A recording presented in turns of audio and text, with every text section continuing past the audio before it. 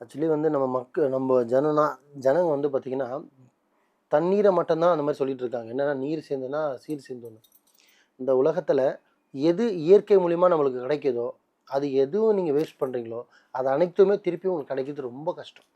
அடுத்த வேளைக்கு சாப்பாடு இல்லாம நீங்க இன்னைக்கும் நெறைய கண்ட்ரிலயோ, நெறைய ஸ்டேட்லயோ, நெறைய கண்ட்ரிலயும் ஒரு வேளை உணவு இல்லாம குழந்தைங்க கஷ்டப்படுறாங்க. அந்த மாரி இடத்துல நம்ம வீட்ல பார்த்தீங்கன்னா, சாப்பாடு தட்டு தட்டா வேஸ்ட்டா போடுறாங்க. ம். ஆமாவா இல்லையா? ஆமா, உண்மதான். அப்ப அது திருப்பி உங்களுக்கு பிரபஞ்சம் பாக்குது. அப்ப உனக்கு சாப்பாடே வேணாம்டா. அப்ப உனக்கு எதுக்கு சாப்பாடு? ஒரு பெரிய பணக்காரன் வாழ்ற மத்தியில நம்ம வாழ்ந்துட்டு இருக்கோம். அப்ப நம்மளும் பணக்காரன் தானே. ம்.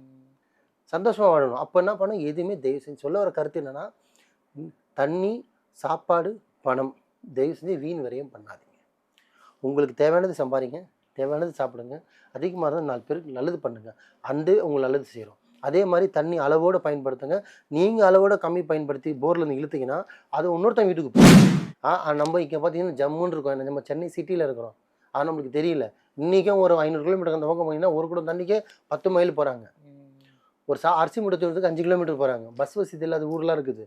ஒரு கரண்ட் இல்லாத ஊர் இருக்கு.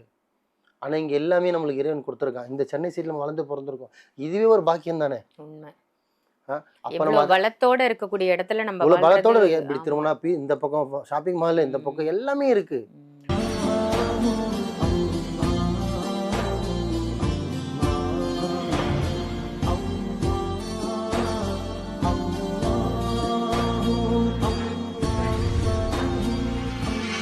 மர்ஜின் மணியர்கள் அனைவருக்கும் அன்பான வணக்கங்கள். பொழில் காவாங்கரை ட்ரிபிள் எம் டவர்ஸ்ல இருக்கக்கூடிய மாலிக் பாய் அவர்களை தான் சந்திக்க வந்திருக்கோம். வணக்கம் பாய். வணக்கம்மா.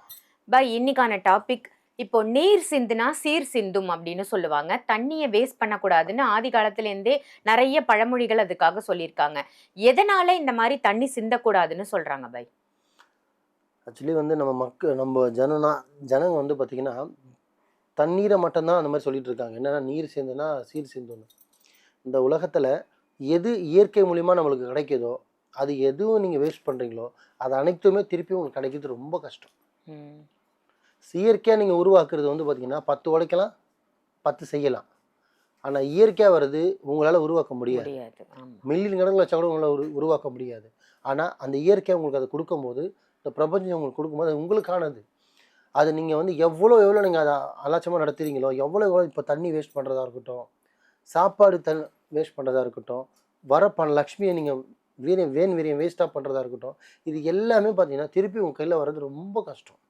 ஏன்னா, இந்த பிரபஞ்சமே உனக்கு முதல்ல ஒரு பங்கு குடுக்கும். இத வச்சு நீ எப்படி வாழ்றன்னு பார்ப்போம்.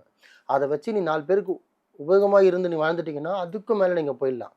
நீங்க உங்களுக்கு ஒரு நாளைக்கே நீங்க வீண் செலவு, ஆடம்பரம் சம்மந்தம் இல்லாம நீங்க செலவு பண்ணீங்கன்னா, அடுத்தது லட்சுமி வராது. ம். ஏன்னா, எங்க பணம் இருக்குதோ அந்த லட்சுமி சேர்ந்துக்கிட்டே போகும். ஸோ, பர்க்கத்தா சேர்ந்துட்டு போகும். இருக்கிறவங்க ஃபர்ஸ்ட்டு குடுத்த ஒரு பர்க்கத்த நீ வேஸ்ட் பண்ணிட்டேன்னா, திருப்பி எப்படி வரும்? ம். அதே தான் உணவும். அடுத்த வேளைக்கு சாப்பாடு இல்லாம நீங்க இன்னைக்கும் நெறைய கண்ட்ரிலயோ, நெறைய ஸ்டேட்லயோ, நெறைய கண்ட்ரிலயும் ஒரு வேளை உணவு இல்லாம குழந்தைங்க கஷ்டப்படுறாங்க. அந்த மாரி இடத்துல நம்ம வீட்ல பார்த்தீங்கன்னா, சாப்பாடு தட்டு தட்டா வேஸ்ட்டா போடுறாங்க. ம். ஆமாவா இல்லையா? ஆமா, உண்மைதான். அப்ப அது திருப்பி உங்களுக்கு பிரபஞ்சம் பாக்குது. அப்ப உனக்கு சாப்பாடே வேணாம்டா. அப்ப உனக்கு எதுக்கு சாப்பாடு? ம். இவ்ளோ வேஸ்ட் பண்ற, இவ்வளோ எதுக்கு வேஸ்ட் பண்ண நான் உனக்கு எதுக்கு உன்கிட்ட சாப்பாடு? வரணும்? கட் ம். பண்ணு. இதுதாம்மா உண்மை. அதே மாரி தான் நீரு. உன் நீர் உருவாக்க முடியுமா? முடியாது. மழை இல்லன்னா இங்க மனுஷனே இல்ல. மழை இல்லன்னா உலகமே இல்ல. ஆனா மழைய நம்ம திட்டுவோம். அது அளவுக்கு மீறி வரதால நம்ம திட்டுறோம். அளவோட வந்தா பிரச்சனை இல்ல. இல்லையா? நம்ம ஊர்ல வசதி பத்தல. அது அளவுக்கு மீறி வந்து நம்ம நின்னுடுறோம். வீடு போயிடுது, வசதி போயிடுது. ம். ஆனா அந்த 10 நாள் மழைக்கே நம்ம ஊர் தாங்க மாட்டேங்குது. ஏன்னா, வீடு நிறைஞ்சிருச்சு, ஏரியா ரொம்பிருச்சு. அதனால நம்மள அது விட்டுருங்க. ஆனா, இந்த பிரபஞ்சம் எது நம்மளுக்கு குடுக்குதோ, அது நம்ம அத்தியாவசியமா குடுக்கல. நம்மளுக்கு தேவையான விஷயம் தான் குடுக்குது. அப்ப நம்ம அத அளவோட பயன்படுத்தணும். ம். தண்ணி ஆகட்டும், உணவாகட்டும், பணம் ஆகட்டும், வார்த்தை. இந்த 4மே அளவோட நீங்க பயன்படுத்தினா, எங்கேயுமே எதுவுமே பிரச்சனையே வராது. வராது. உண்மைதான். வார்த்தைன்னு கூட சொன்னீங்க, சொல்லியிருக்கீங்க. ஆமாம்மா, நிஜம், உண்மைம்மா அது. நிஜம். வார்த்தையும் அளவோட பயன்படுத்தணும். ம். நம்ம பேசினா ஒரு செகண்ட்ல 1000 வார்த்தை பேசலாம். 1 ஹவர்ல 1,00,000 வார்த்தை பேசலாம். ம். ஆனா, அந்த லட்சத்துல லாஜிக்கா பார்த்தீங்கன்னா 4 தான் இருக்கணும். ம். இருக்கும். மீதியெல்லாம் வேஸ்ட்டா போயிடும். 4 வார்த்தை பேசினாலும் லாஜிக்கா பேசணும். ஸோ, அப்படிதான் இருக்கணும். அந்த மாரி தான் இந்த இந்த எது எது நம்ம வீண் விரயம் பண்றோமோ, அது எல்லாமே நம்மளுக்கு திருப்பி வராதும்மா. இதுதான் சத்தியம். இதுதான் உண்மை. ம். அதனால சொல்றேன் மக்களே, தண்ணியா அளவு பயன்படுத்துங்க. வீட்ல பசங்களுக்கு சொல்லிக் குடுங்க. எப்படி சாப்பிடும்போது சாப்பாட சிந்தாம சொல்லிக் குடுக்குறோமோ, அந்த மாரி குளிக்கும்போது தேவையான அளவு தண்ணி புடிச்சு தேவையான அளவுக்கு தான் குளிக்கணும். தேவையான அளவுக்கு தான் பயன்படுத்தணும். தேவையான அளவுக்கு தான் நீங்க யூஸ் பண்ணணும். இஷ்டத்துக்கு வருதுன்னு சொல்லிட்டு ஏன்னா காசு குடுத்தா தண்ணி காசு கொடுத்தா பல மைல் கணக்கில் போய் தண்ணி தூக்கிட்டு வர கண்ட்ரி இன்னும் நம்ம ஸ்டேட்லேயே இருக்குது, கண்ட்ரிலேயே இருக்குது, நம்ம ஊர்லேயும் இருக்குது. இருக்கா இல்லையா? ஆமாம். நம்ம இங்கே பார்த்தீங்கன்னா ஜம்முன்னு இருக்கோம், நம்ம சென்னை சிட்டியில் இருக்கிறோம். ஆனால் நம்மளுக்கு தெரியல. இன்றைக்கும் ஒரு 500 கிலோமீட்டர் அந்த பக்கம் போனீங்கன்னா ஒரு குடம் தண்ணிக்கே 10 மைல் போகிறாங்க. ஒரு அரிசி மூட்டை தூரத்துக்கு 5 கிலோமீட்டர் போகிறாங்க. பஸ் வசதி இல்லாத ஊர்லாம் இருக்குது, ஒரு கரண்ட் இல்லாத ஊர் இருக்குது. ஆனால் இங்கே எல்லாமே நம்மளுக்கு இறைவன் கொடுத்துருக்கான். இந்த சென்னை சைடில் நம்ம வளர்ந்து பிறந்திருக்கோம். இதுவே ஒரு பாக்கியம் தானே. உண்மை. அப்போ நம்ம வளத்தோட இருக்கக்கூடிய இடத்துல நம்ம இவ்வளோ பலத்தோட வாழ்றது. இப்படி ஆமா. திரும்பினா இந்த பக்கம் ஷாப்பிங் மால், இந்த பக்கம் எல்லாமே இருக்குது. ம். ஒரு பெரிய பணக்கார வாழ்கிற மத்தியில் நம்ம வாழ்ந்துட்டு இருக்கோம். அப்போ நம்மளும் பணக்காரன் தானே, சந்தோஷமாக வாழணும். அப்போ என்ன பண்ணணும், எதுவுமே தயவு செஞ்சு சொல்ல வர கருத்து என்னென்னா, தண்ணி, சாப்பாடு, பணம் தயவு செஞ்சு வீண் விரயம் பண்ணாதீங்க. உங்களுக்கு தேவையானது சம்பாதிங்க, தேவையானது சாப்பிடுங்க, அதிகமாக இருந்தால் 4 பேருக்கு நல்லது பண்ணுங்கள். உங்களுக்கு நல்லது செய்கிறோம். அதே மாதிரி தண்ணி அளவோடு பயன்படுத்துங்க. நீங்கள் அளவோட கம்மி பயன்படுத்தி போர்லேருந்து இழுத்தீங்கன்னா அது இன்னொருத்தன் வீட்டுக்கு போகும். ஒரு பூமியில் நீங்கள் போர் போட்டு இழுத்தீங்கன்னா நீங்கள் தேவையான அளவுக்கு இழுத்துக்கிட்டீங்கன்னா மீதி அவன் கொஞ்சம் யூஸ் பண்ணுவான். நீங்களே மொத்தமாக எழுதிட்டா பக்கத்து வீட்டுக்கு தண்ணி இருக்காது. லாஜிக் இருக்குல்ல, புரியுதுங்களா உங்களுக்கு? ஸோ அதே மாதிரி தான் எல்லாத்தையுமே சரி, ஒரு சாப்பாடும் சரி, தேவையானதுக்கு சமைங்க, தேவையானது சாப்பிடுங்க, எக்ஸ்ட்ரா இருந்தால் யாருக்குன்னா கொடுங்க.